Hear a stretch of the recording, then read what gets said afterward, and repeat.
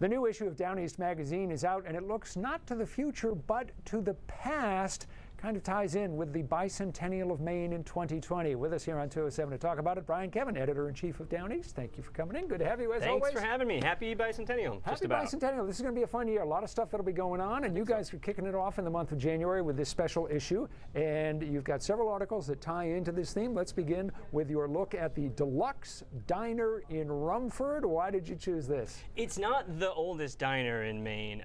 It was opened in 1929, I believe. It's a dining car. It's still around, going strong since then. Biddeford, the Palace Diner, has the claim to the oldest diner, but Biddeford's kind of a nice place. You know, this place is a greasy spoon, and it is locals, and it is just a handful of stools, and it hasn't changed much in the 80-plus years it's been there.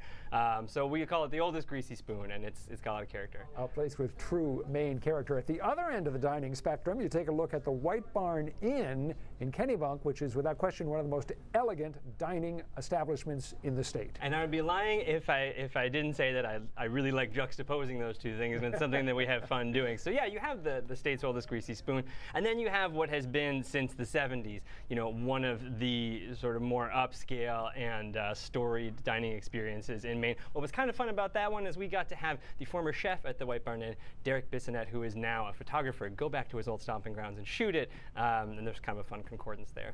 Let's talk about one of the special features that you have as you look towards Maine's past. As we mentioned, Maine is going to be celebrating its bicentennial in 2020. You've got a great photo gallery here of Mainers who are 100 years old and a profile of, I don't know, 6, 7, 8 of them. Yeah, we've got 8 of them, and this was a really cool project. I mean, we thought, what better way to kick off the celebrations we're going to be doing this year than by speaking with folks who can remember, to some degree, fully half of the state's history. So Michael Wilson, who's one of our regular photographers, he went out, he found these guys, this was his passion project, traveled the state to take these really kind of breathtaking portraits of some of these folks. And then we actually partnered with Maine Public to sit down with these guys and hear some of their memories of childhood in Fort Kent, in Lewiston, in York, Maine. A lot of these folks were born and raised here. Some are living in the homes that they grew up in. Talk a little bit about how their communities have changed, how the states have changed, what their attitude is as they look back, and kind of what they see for Maine going forward, which is special. And these snapshots of events that seem so far back in the past, you know, seeing Charles Lindbergh and things like that, it's just great stuff. But what's remarkable about it to me is realizing, especially speaking as a 40-year-old, I guess, how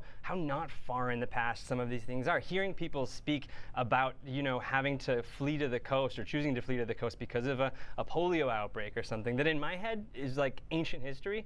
And of course, it's absolutely not. You know, there are people that we can and should hear from who have these things in their living memory. And you can actually hear these guys the week of Christmas, the week of the 23rd. Some of these interviews will be on Maine Public. There's not much that makes the past come alive more vividly than looking at old photos. You got a bunch, and they came not from the major institutions in Maine, but you went to some of the smaller institutions, which was a great approach. Yeah, we cast a pretty wide net, and we do have a great image in here from the Maine Historical Society, which is a big player. But we thought, you know, there's so much of Maine's history that is being safeguarded and cared for and interpreted and shared by small organizations that are not working with a ton of resources or staff, maybe any staff, you know, local historical societies. So we reached out to a bunch, I think well over 100, and said, show us your 4 or 5 favorite photos, something that somehow expresses something about your community without needing a lot of text by way of explanation. And the images that we got back from, you know, everywhere from Aroostook County to Western Maine to Rockland, we see here, they're pretty breathtaking, and they really span not quite 200 years, when a whole lot of photography getting taken in the 1820s, but some really amazing stuff that kind of shows our roots, right? Economic and social and cultural and otherwise. One of the great traditions in Maine is that of Maine humor in the storytelling mode, not the stand-up comedy mode. Started with Bert and I, the hugely successful records started to come out in 1958. And the heir to that tradition is Tim Sample. You've written a profile of Tim as you call him, the last raconteur standing. Yeah, question mark. I mean, he might tell you that that's not the case, and I certainly hope it's not. But as a transplant to Maine and somebody who could not have told you what Bert and I was 10, 12, 15 years ago, and who regularly meets people my age who frankly don't know what Bert and I is, I really wanted to explore what makes this stuff funny. And if there's anybody who can articulate that well, it's Tim Sample, who also had quite a bit to say about not only why these stories and jokes, if you can call them that, land, but where they're going and why he's sort of proud to carry on that tradition. Tim's good because he understands humor, he understands storytelling, he understands Maine, and he's got a nice feel for the past, the present, and maybe the future. And there's so much about who we are and how we relate to people who are not from Maine that is coded inside that Maine humor.